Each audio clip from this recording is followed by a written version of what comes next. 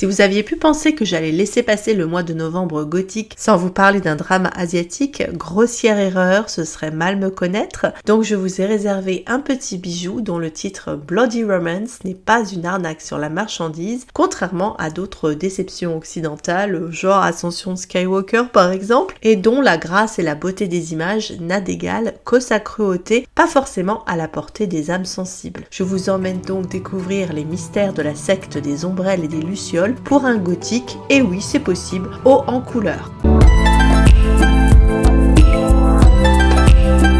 Bonjour, bienvenue sur Décalé. Je m'excuse d'avance si je n'ai pas exactement la même voix que d'habitude, car j'enregistre aujourd'hui avec une grosse crève, donc c'est possible que ce soit un petit peu compliqué aujourd'hui. Mais je vais faire de mon mieux. Encore une fois, j'ai sûrement fait hausser plus d'un sourcil lors de l'annonce de cet épisode, mais bon sang de bonsoir, vous le saviez que cette chaîne s'appelait Décalé. Sauf que j'espère vous convaincre à chaque fois que les films et séries que j'ai choisi de mettre en lumière sur ce thème gothique y ont en effet bien leur place, puisque le but était de vous montrer les différentes incarnations et variations qu'on peut trouver sur ce genre. Alors, sur papier, associer gothique et asiatique peut sembler curieux, je comprends bien, parce que gothique, vous allez penser ruines médiévales, lande anglaise ou ado en résille noir et piercing, mais non, je maintiens qu'il y a une réelle sensibilité gothique dans la cinématographie asiatique qui allie parfaitement et savamment les codes occidentaux du genre et un folklore qui leur est propre. En dehors de séries détectives du genre série noire qui, comme on l'a vu avec Hitchcock, peuvent se rattacher au gothique assez facilement, on a aussi de quoi faire dans les séries asiatiques avec le monde des démons dans les xianxia, les renards à 9 queues chinois ou coréens, des divinités incarnant la mort, des vampires, des fantômes, mais sans aller complètement pour autant dans le surnaturel, le wuxia et ses rivalités de sectes va souvent flirter avec le genre également. Si vous me suivez depuis longtemps sur le mois drama, déjà du temps des Lucasfilms, vous savez peut-être que le wuxia n'est pas nécessairement ma tasse de Bai Mudan. Néanmoins, de temps à autre, il y en a un qui me tape dans l'œil, et Bloody Romance, série chinoise de 2018 en 36 épisodes, est de cela. C'était d'ailleurs mon tout premier wuxia, et il m'a peut-être pourri pour la suite, car j'ai difficilement retrouvé un si parfait combo de photos exceptionnelles, de soins apportés à la cinématographie, à la bande originale, l'atmosphère de mystère, combiné à des relations amoureuses intrigantes. C'est souvent là que pour moi le bas blesse, un world building fascinant avec un féminisme bien plus réussi que ce qu'on nous propose aujourd'hui, parce que c'est en effet un vrai beau portrait de femme.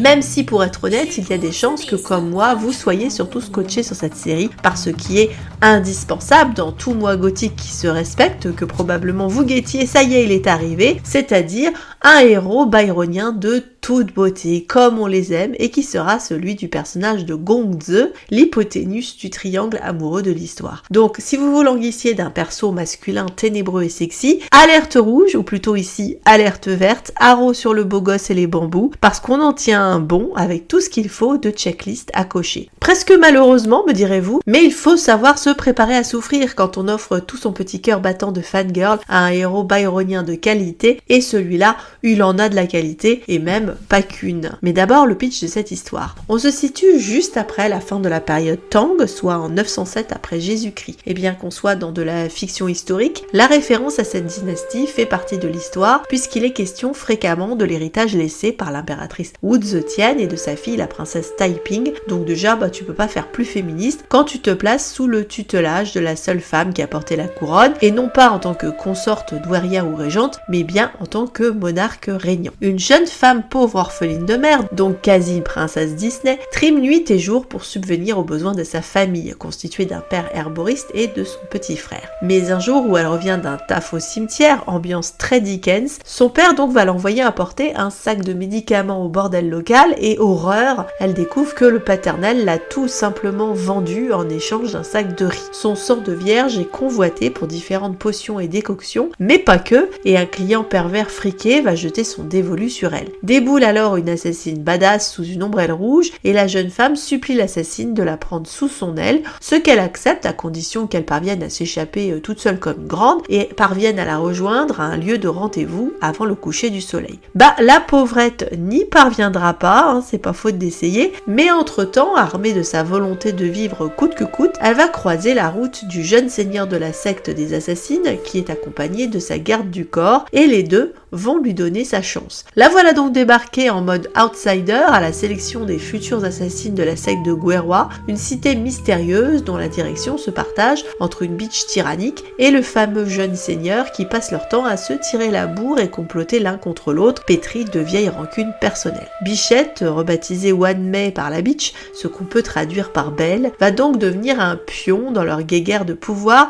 tout en suivant l'impitoyable formation de la secte, un lieu où il ne fait pas bon vivre et dont on a peu de chances de ressortir vivant ou un seul morceau. Pour l'aider à survivre aux pièges et embûches sur son chemin, notre jeune beauté hérite, comme toutes les nanas de la secte, du nombre, son garde du corps, / domestique, / coach, / nounou, un taiseux du nom de Shangan, sur lequel elle va vite flasher, vu qu'il est le premier à s'occuper d'elle et lui montrer de l'humanité et de la gentillesse. Bon, il est physiquement intelligent, mais à mon avis, il aurait été moche, ça aurait été pareil. Problème, tomber amoureux n'est pas bien vu dans cette secte et le jeune homme a ses propres secrets et un projet de vengeance. Autant vous dire qu'on part direct sur un plan amour impossible, amour tabou, entre des identités cachées, des trahisons, des malentendus, et bien sûr l'interdit local. On a déjà de quoi passer le temps avec bonheur sur ces 36 épisodes, mais ce ne serait pas suffisant si n'entrait pas là-dedans l'autre gros problème qui est le jeune seigneur et ses propres machinations et la passion amoureuse qui va bien entendu développer pour la jeune beauté dont il prévoyait de faire son pion mais dont il s'éprend au mépris de toute raison et de sa personnalité calculatrice et a priori sans affect. Que du bonheur donc. Tout ça sur fond d'intrigues politiques, de missions plus ou moins foireuses, d'initiation de la nana, de rivalités et de bitcheries diverses et variées,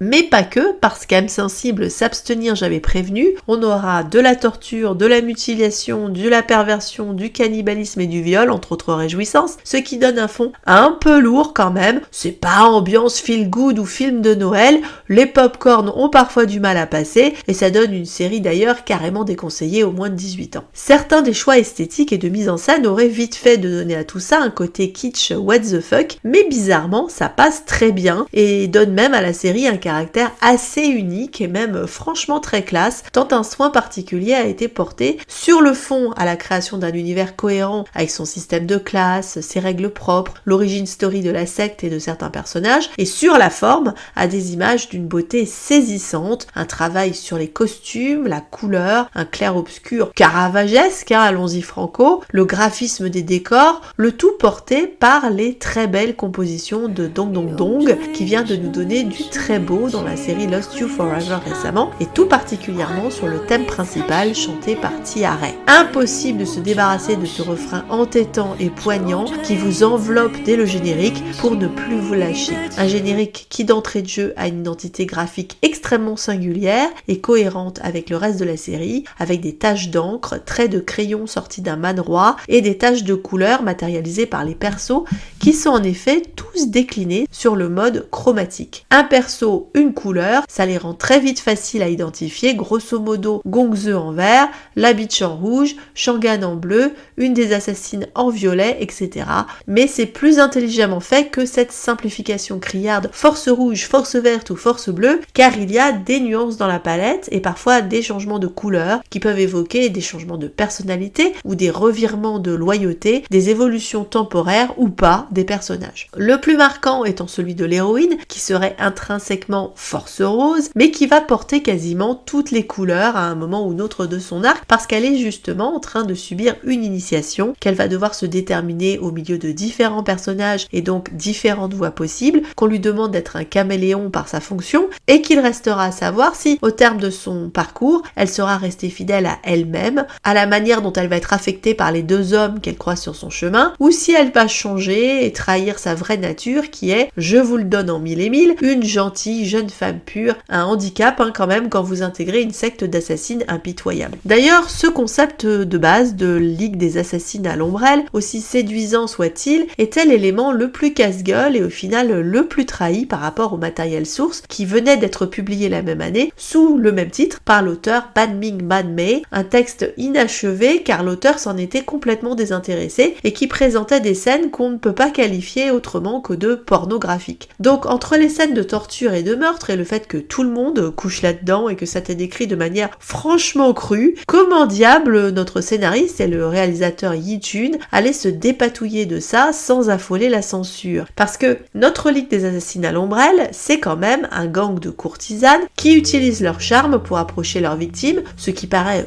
complètement logique, mais ce qui donnait toute la raison d'être à l'entreprise, va se retrouver complètement escamoté dans le drama. Là où c'était la partouze Sodome et Gomorre avec sextoy et aphrodisiaque dans le roman, on se retrouve dans un univers de courtisanes qui ont des looks de putes mais qui vivent comme des nonnes ou des pensionnaires du couvent des oiseaux. Personne ne couche avec personne, qu'on se le dise. Ou alors, punition pompon cucu. Et ce, dès le départ de la série, puisque là où l'héroïne vendue par son père se retrouvait tout de suite violée par 4 seigneurs dépravés de manière insupportable, on se retrouve avec un seul pervers au début de l'histoire qui n'aura pas l'occasion ni le temps de déflorer la jeune femme. Du coup, les deux histoires n'ont en fait presque plus rien à voir, à part la vague intrigue de base, et là où dans le roman, l'héroïne n'a pas de problème à sombrer dans le gore et la violence, celle dont on hérite dans la série est toute caractérisée par sa bonté, sa pureté, la manière dont elle est choquée par toute cette violence, ce qui fait d'elle la pire assassine qu'on puisse imaginer, puisqu'elle est en fait dans un projet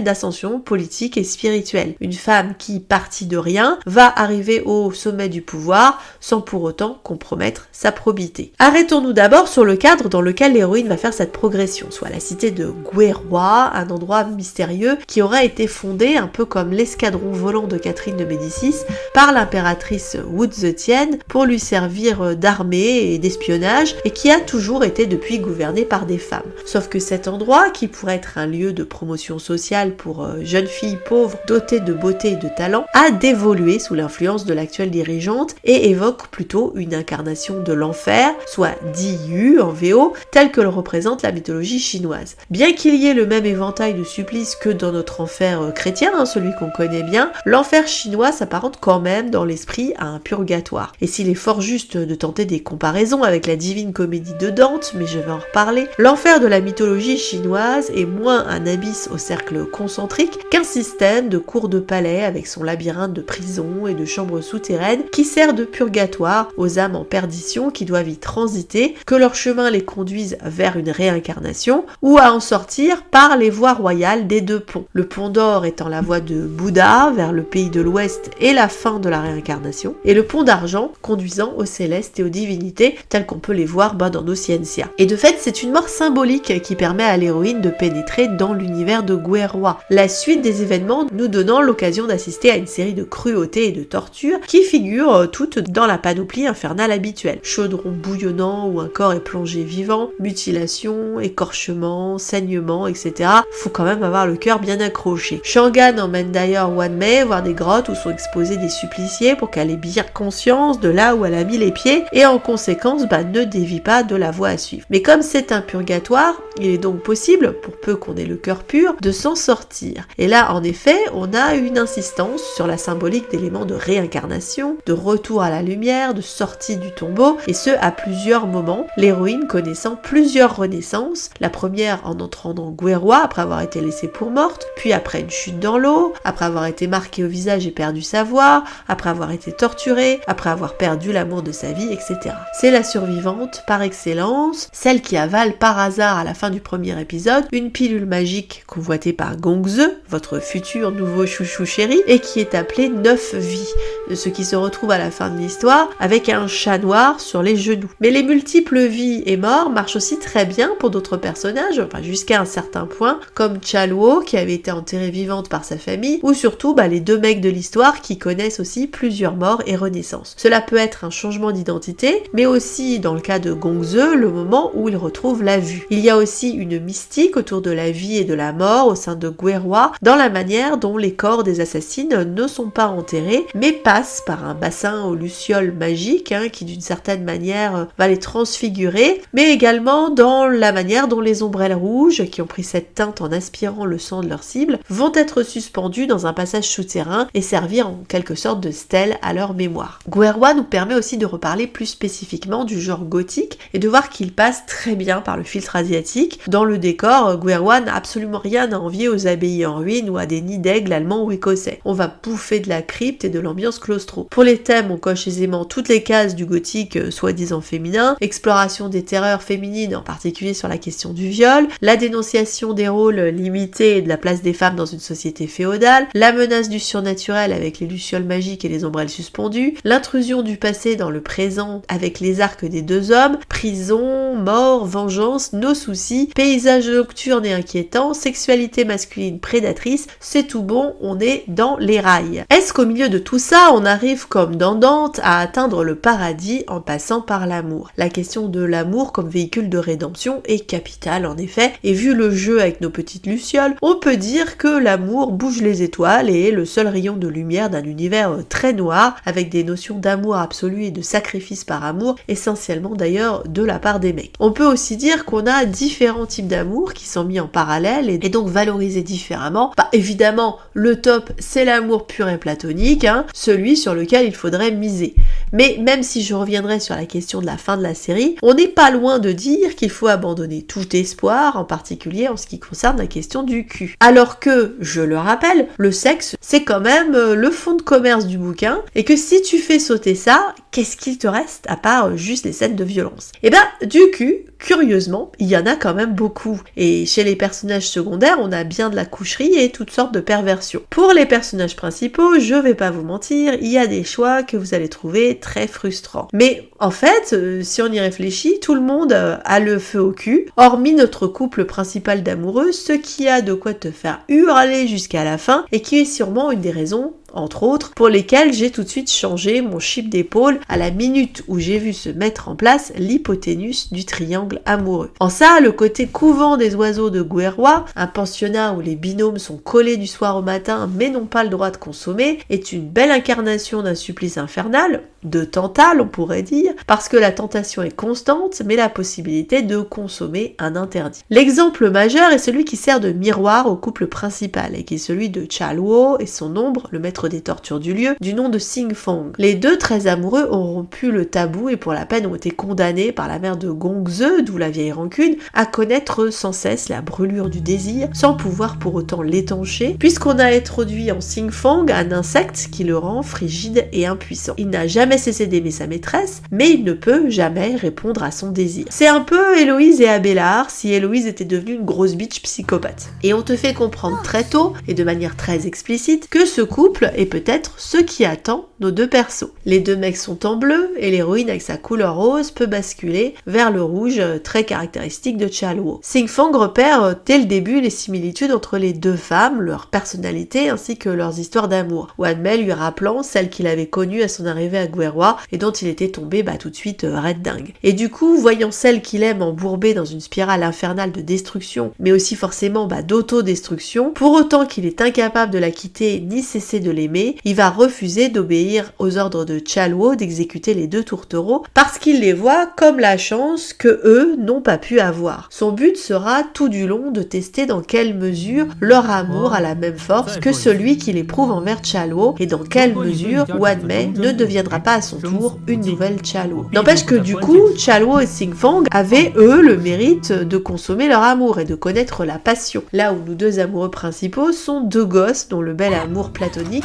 s'incarne parfaitement dans leur image à deux sur la balançoire. Deux enfants qui se balancent au-dessus du précipice de la passion et qui sont incapables de sauter le pas. Alors que dans la phase d'initiation de Wan Mei, il y a une belle tension sexuelle qui montre comment elle va tomber amoureuse de lui, notamment dans la scène du cours de musique ou dans la scène du bain où il y a un vrai trouble. La suite va se révéler bien décevante, c'est le moins qu'on puisse dire. C'est à croire que le perso masculin est déjà livré, castré chimiquement comme Sing Fong. Même au moment ultime où le couple se retrouve et se sait au bord d'une séparation définitive par la mort, pas de bisous, pas de sexe, rien. Un pétard mouillé, un régal à la mesure du régime diététique imposé par Shangan à la nana au début, répétitif, fadasse et très vite écœurant. Donc autant vous dire que le personnage de Gongze, notre héros byronien dans toute sa superbe, va amplement occuper tout l'espace et nous régaler façon guide Michelin. Pour celles et ceux qui sont familiers avec le personnage de Ning Yi dans la très belle série The Rise of Phoenixes, vous vous êtes sûr d'y trouver votre bonheur. Parce que même si l'acteur Wang Duo est un bébé par rapport à Chun Kun, le charisme est là, ainsi que la grâce absolue dans le lâcher de cheveux peignoirs et la classe internationale à Dallas dans les micro-expressions. Ça ne va rien gâcher à l'affaire que la réelle identité de Gongzi fasse de lui le prince de Ning. Mais vous retrouverez sans peine un mix entre cruauté et fragilité, folie et machiavélisme, passion retenue et relations familiales tendues. Comme Ningyi, il a passé des années enfermé dans le noir et comme lui en a développé un goût d'autant plus impérieux pour le beau et une forme de sensualité qui s'exprime dans le toucher. Et vous savez que ça veut dire qu'il y aura du porno de la main. Comme Kylo Ren, on va en profiter pour sortir tous nos héros byroniens, c'est un masochiste qui aime bien souffrir et rester dans le noir, mais n'est pas contre l'appel de la lumière que va représenter bien sûr la première femme sur laquelle, comme un petit poussin sorti de l'œuf, ou plutôt un vélociraptor de Jurassic Park, vu le potentiel quand même destructeur de la chose, ses yeux vont venir se poser le jour où il retrouve la vue, et qui est bien sûr notre héroïne, qui va devenir sa principale faiblesse, pas de bol, c'est toujours le jeu. Le personnage a une aura énigmatique et mystérieuse qu'il va parvenir à conserver jusqu'au bout, un sourire à la Joconde sur un visage parfait, des effets de manche de danseur que ne renierait pas un Léo Luo qui aurait été aussi très bien dans ce rôle. Alors comme quoi je compare cet acteur, fort malheureusement bien trop rare dans les dramas, avec le haut du panier entre Léo et Chen Kun. On a bien sûr le côté oedipien torturé de nos héros du genre, déjà rien que le fait que le perso commence aveugle, ça nous met la puce à l'oreille, d'autant que dans son cas, c'est le moment qu'il a aveuglé afin que son handicap le rende moins dangereux et donc le protège de son frère, une drama queen de compète dans les rivalités de palais. Vous avez l'habitude, cette maman adorée et vénérée qui handicape son môme, c'est une émasculation symbolique, je vous rappelle que les gothiques aiment bien les castrations, donc autant dire que Pépère, dès qu'il retrouve la vue et voit l'héroïne, on va pas s'étonner qu'il se retrouve associé au bambou, qui pousse dru, qui pousse dur et qui pousse vite, je le rappelle. Le coup de bambou, il lui met très bien à l'héroïne. Et puis pour parfaire la chose, Pépère va aussi se retrouver à tuer son papa, qui est la cible de toutes ses machinations, sans en plus savoir que cette némésis était son père. On a également la combinaison du héros badass, parce que c'est un guerrier impitoyable, mais de corps fragilisé en permanence par la maladie, la douleur physique et psychique, tout ça, ça te donne un bon combo byronien qui fait mouche à tous les coups. Par contre, contrairement à notre Ningyi, ce que j'ai trouvé appréciable, ça n'est pas un maniaque de l'abstinence. Et oui, il a plaisir à palper du tissu de rideau, de la feuille de bambou, la porcelaine d'une tasse, mais il est partant pour ne pas finir puceau et ne perd jamais une occasion d'essayer de mettre la main sur l'héroïne, de toucher sa joue, sa main, l'embrasser, la prendre dans ses bras, essayer même d'avoir une relation charnelle avec elle, contrairement à l'autre couverture mouillée de personnage masculin principal. Énorme frustration pour le spectateur, ou plutôt la spectatrice je devrais dire, parce que s'il nous donne tout sur le plan du sexy et de la tension sexuelle dans cette série, entre ses sourires, ses regards énamourés ou de convoitise, ses jeux de main, jeux de vilain, et que clairement ça t'envoie du pâté à l'écran, y a pas moyen, la nana ne sera jamais troublée par l'affaire, alors que toi, t'es en PTSD, t'achètes à 100%, et on va se retrouver avec une scène de tentative musclée, excellente par ailleurs, oh que oui, en mode droit de cuissage, qui n'ira pas jusqu'au viol, parce que comme elle le repousse, Pépère calme le jeu, va rouler son bon bout derrière son oreille, son but n'étant pas juste la possession de la fille, mais obtenir son amour véritable, que, spoiler, malheureusement, il n'obtiendra pas. Te dire que jusqu'au bout il y croira, et que moi j'ai brûlé tous les cierges de mes tiroirs pour qu'elle ouvre les yeux sur le potentiel érotique de la chose, mais non, ou que la frustration est bien réelle. Alors bien sûr, Shangan est gentil comme tout, loyal et dévoué, et fait passer l'intérêt de la fille avant le sien, et Dieu sait s'il a du bagage qu'il va foutre en l'air pour le bien de l'héroïne. Mais si ça fait de lui un brave toutou, son perso ne fait pas le poids face aux abîmes de profondeur et de complexité de notre prince des ténèbres en face de lui. En plus, je trouve que Gongzi et Wanmei ont beaucoup plus en commun qu'avec Chang'an. L'héroïne se fixe sur lui car elle est son ombre, est gentille, elle croit qu'ils peuvent se comprendre car elles sont tous deux issus du peuple, là où Gongzi est un aristocrate. En plus, elle se gourre complètement parce que, oh grosse révélation, le Shangan n'était pas un simple palefrenier, il a une identité secrète, que c'était un prince en goguette et en fait l'héritier caché de la princesse Taiping. Mais en fait, on voit bien plus d'harmonie entre Gongzi et Wanmei, notamment dans les scènes où ils jouent ensemble de la musique, dans leur expérience de la souffrance et du sentiment d'avoir été trahis par leur famille, ainsi que dans la manière même dont ils vont faire une fixette sur la première personne qu'ils voient au moment de leur première renaissance. Si elle avait vu Gongze en ouvrant les yeux à Guerhua, serait-elle tombée amoureuse de lui? C'est plus que probable. Alors oui, il va faire souffrir l'héroïne, mais je rappelle que Shangan également, et que le sentiment de trahison sera beaucoup plus insupportable pour l'héroïne que de la part de Gongze. Mais Gongze va aussi la rendre plus forte, lui donner des capacités de guerrière, l'armer d'une épée, et on sait à quel point c'est un symbole important pour une nana, lui apprendre des techniques de combat, la protéger plus d'une fois, la mettre sur le trône de la cité, la voir comme un phénix redescend sans cesse de ses cendres. Il la respecte énormément, hormis sur un point capital évidemment, qui est l'amour qu'elle éprouve pour Shangan, qui est son rival qu'il est prêt à dégommer. Non, parce que sinon c'est la régalade du genre, hein. On a d'un côté des scènes complexes et tordues où il va devoir faire souffrir l'héroïne, soit pour la rendre plus forte, en lui injectant les fameuses lucioles magiques, soit parce qu'elle joue un rôle dans ses plans, notamment dans cette scène où elle est torturée devant lui par un ennemi pour le tester, et qu'il va opter pour la défigurer lui-même afin de ne pas trahir sa couverture, mais aussi pour essayer de mettre fin aux souffrances qu'elle est en train de connaître. Ça nous rappelle une scène dans Princess Agent. Et puis on a aussi le fait qu'elle a avalé son médicament miracle et qu'il doit normalement lui prendre son cœur pour espérer prolonger sa vie. Toutes ces scènes sont bien sûr clés dans l'évolution du personnage et dans sa prise de conscience de ses sentiments pour la fille, mais elles sont aussi sur un plan symbolique tout ce qu'on aura comme scène de sexe, parce que je le rappelle, dans le bouquin d'origine, figurez-vous que Wanmei et Gongze, ils couchent ensemble, et plutôt 2 fois qu'une, comme tout un chacun dans cette histoire. Vu l'impossibilité de rendre les scènes porno du récit d'origine, les scènes de violence dans cette série sont donc filmées pour compenser les scènes intimes, l'occasion de faire un petit coucou à la scène du couteau dans Knives Out de Rian Johnson, qui sait très bien faire ça aussi. Dans une scène de torture, on a du contact charnel, forcément, la nécessité de toucher l'autre, donc pour Gongze,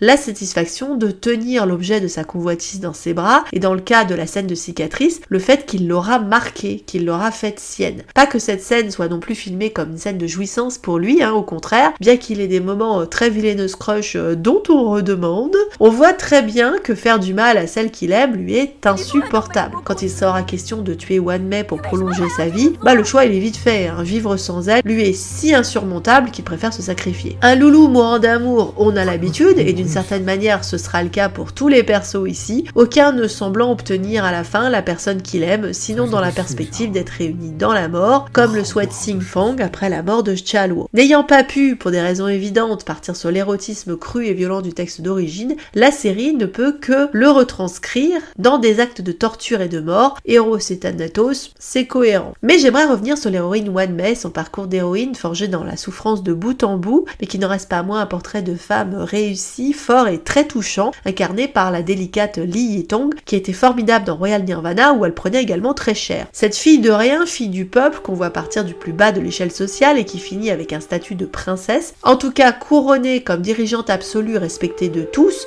d'une secte où elle n'avait a priori aucune chance de survie. On mesure à quel point on est loin de nos girl boss hollywoodiennes actuelles quand on passe la série à te montrer un petit bout de femme fragile, victime de toutes sortes d'abus, au passage parfois commis par d'autres femmes, parce qu'il n'y a pas que les mecs pour venir être dégueulasses, dont la résilience la rend triomphante face à l'adversité, sans pour autant renoncer à ses qualités de cœur, sa vertu morale, une femme dont le but sera de purifier Guerhua pour en faire un refuge pour les autres femmes, victimes comme elle de la dureté du monde et des contraintes sociétales, qui d'une certaine manière ambitionnent de faire de l'enfer purgatoire de Guerhua, sinon un paradis, du moins une société idéale pour ses résidentes. Et cela s'incarne dans le maintien jusqu'au bout de sa couleur, puisque de ses haillons de pauvresse en rose sale du début, elle finit royale dans sa somptueuse tenue de cérémonie toute rose également. Cela se passe dans la douleur quand même, au vu de toutes les épreuves physiques et psychologiques qu'elle doit affronter, et au prix apparent d'un certain renoncement à l'amour. Alors là, vous me direz,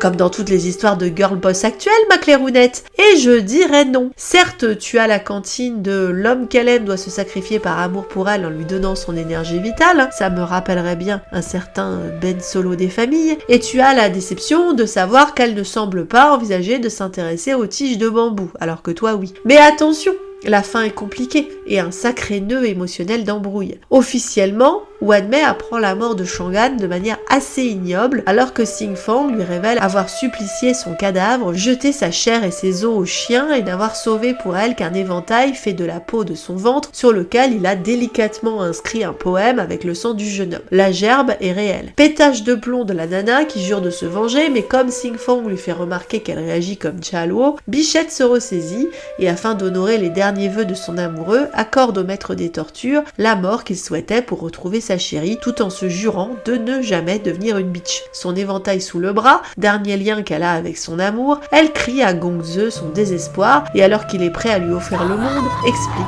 ne vouloir que Chang'an. Gongzi renonce au monde pour s'enfermer à Guerhua, probablement dans l'espoir de rester près d'elle jusqu'à la mort, et tu te dis un instant, sans trop y croire, qu'au vu de la situation, les fanfics s'écrivent toutes seules, ma foi, et qu'après tout, la fin reste ouverte. Et en effet, la fin est ouverte. Assise sur sa balançoire, la maîtresse de la cité qu'elle est devenue se demande ce qu'aurait fait son amoureux s'il était encore en vie et l'imagine planter un abricotier dans un jardin au soleil. De là à sortir les émojis pêche, hein. Et la transition sur fond de musique triomphante où l'on découvre que le poème tracé au sang contenait un message secret, celui d'une ville où un abricotier aux fruits gorgés de soleil attend la belle. Bref, le maître des tortures semble avoir manigancé un dernier tour de passe-passe et un dernier test et laisser véritablement une chance aux amants qui se retrouveront probablement un jour. Donc pardon, mais c'est pas l'ascension de Skywalker cette chose. Alors qu'on pense avoir touché au sommet de la noirceur, du désespoir et de l'horreur, alors que la nana pourrait avoir renoncé à tout bonheur personnel, c'est pas du tout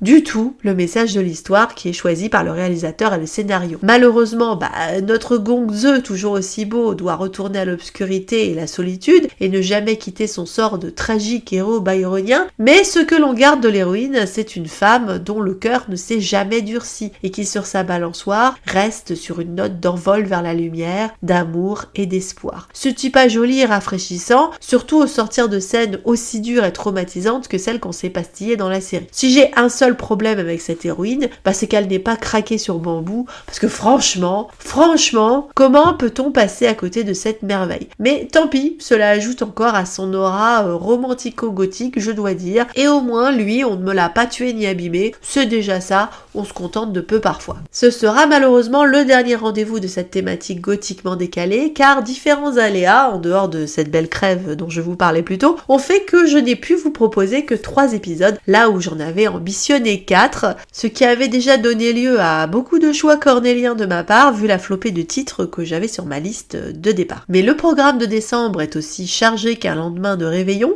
et vous devriez tout un chacun, je pense, y trouver votre bonheur, en particulier pour les fans de Star Wars, qui vont retrouver du contenu sur la chaîne. Si vous avez apprécié l'idée d'une thématique gothique, je vous invite à me dire en commentaire si vous en voulez encore, car on peut tout à fait partir sur un rendez-vous annuel. Allez, tous les mois de novembre, rendez-vous gothique, et par ailleurs, si des groupements thématiques sont votre tasse de thé, banco, je peux aussi envisager de vous en proposer d'autres certains mois, voire même parfois vous inviter à voter pour votre préféré, soyons gueudins. Merci encore d'avoir suivi cet épisode. Comme d'habitude, merci de partager et liker si ça vous a plu, et surtout de vous abonner pour les petits nouveaux et les petites nouvelles. À très bientôt pour plein de chouettes surprises au programme. Il y aura du vintage et de la paillette dans les yeux, et bien sûr toujours des séries asiatiques pour celles et ceux qui ne me suivent que pour ces épisodes spécifiques.